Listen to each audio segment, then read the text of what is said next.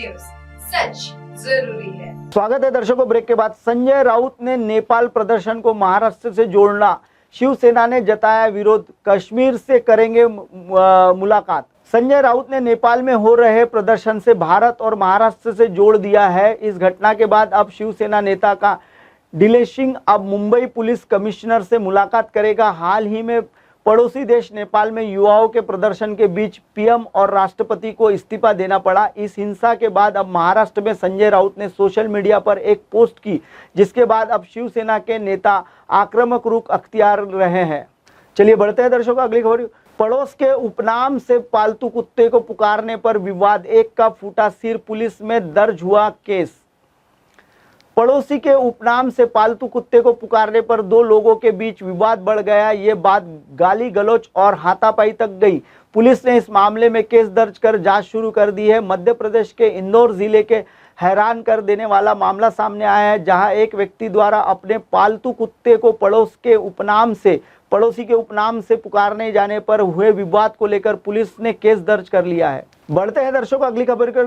ग्वालियर में बीच सड़क पर धाए धाए पत्नी के चेहरे को गोलियों से भुना। ग्वालियर में शुक्रवार दोपहर एक महिला को गोलियों से भून दिया गया। घटना रूप सिंह स्टेडियम के सामने की है। यहाँ युवक ने उसे रोका और उसके चेहरे पर ताबड़तोड़ फायरिंग कर दी। मध्य प्रदेश के ग्वालियर में शुक्रवार दोपहर एक दिल दहलाने वाली घटना का वीडियो सामने आया। यहाँ रूप सिंह स्टेडियम के सामने एक युवक ने महिला को रोककर उसके चेहरे पर ताबड़तोड़ गोलियां चला दी। चलिए बढ़ते हैं दर्शकों अगली खबर की ओर। मध्य प्रदेश की लाडली बहन के खाते में सीएम मोहन यादव ने भेजे पैसे, पेंशन और एलपीजी सिलेंडर के लिए भी रुपए ट्रांसफर।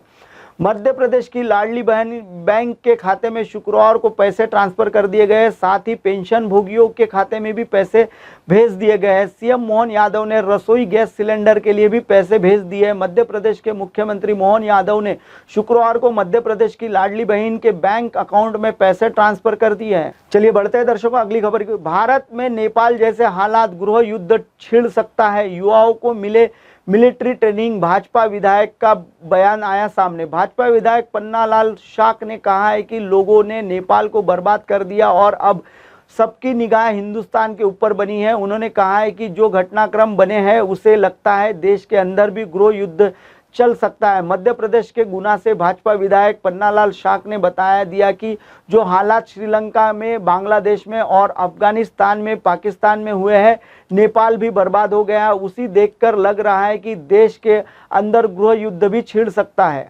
चलिए बढ़ते हैं दर्शकों अगली खबर की। शिवराज सिंह चौहान ने रोका काफिला और ली चाय की चुस्की, खुशी से झूम उठा चाय वाला केतली के लेकर घूम घूम कर लोगों को चाय पिला रहा था। तभी शिवराज सिंह चौहान की नजर उस पर पड़ी तो उन्होंने उसे आवाज दी और अपने पास बुलाकर चाय पी।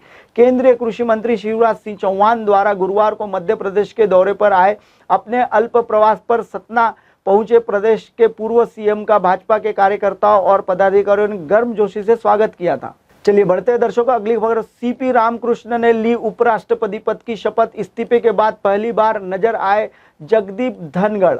भारत के नवनिर्वाचित उपराष्ट्रपति सीपी रामकृष्णन ने शपथ ले ली है। राष्ट्रपति भवन में आयोजित समारोह में राष्ट्रपति द्रौपदी मुर्मू से उन्होंने शपथ दिलाई है। बता दें कि चुनाव में राधाकृष्णन ने विपक्ष की उम्मीदवार की सुदर्शन रेड्डी को हराया था।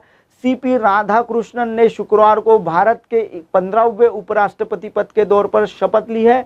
जानकारी के मुताबिक राष्ट्रपति भवन में सुबह 10 बजे के करीब राष्ट्रपति द्रौपदी मुर्मू ने सीपी राधाकृष्णन को उपराष्ट्रपति पद की शपथ दिलाई है। चलिए बढ़ते हैं दर्शकों अगली खबर की। भाजपा नेता अन्नामुलताई ने थामपल्ली विजय पर बोला हमला, कहा वह सिर्फ विवेक पर ही रहे। तमिलनाडु भाजपा के प्रमुख नेता अन्नामलाई ने एक राजनेता थालापल्ली विजय पर बड़ा हमला बोला है।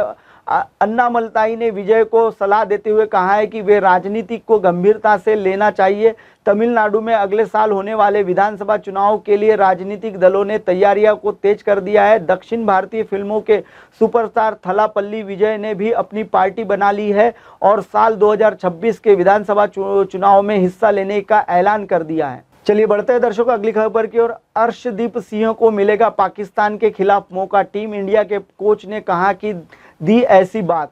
एशिया कप 2025 का सबसे हाई वोल्टेज मुकाबला 14 सितंबर को भारत और पाकिस्तान के बीच खेला जाएगा। इस मैच का सभी फैंस बेसब्री के साथ इंतजार कर रहे हैं। इस मैच को लेकर सभी के मन में कई तरह के सवाल है और सबसे बड़ा सवाल यह इस वक्त है कि इस मैच के लिए टीम इंडिया की प्लेइंग 11 क्या होगी।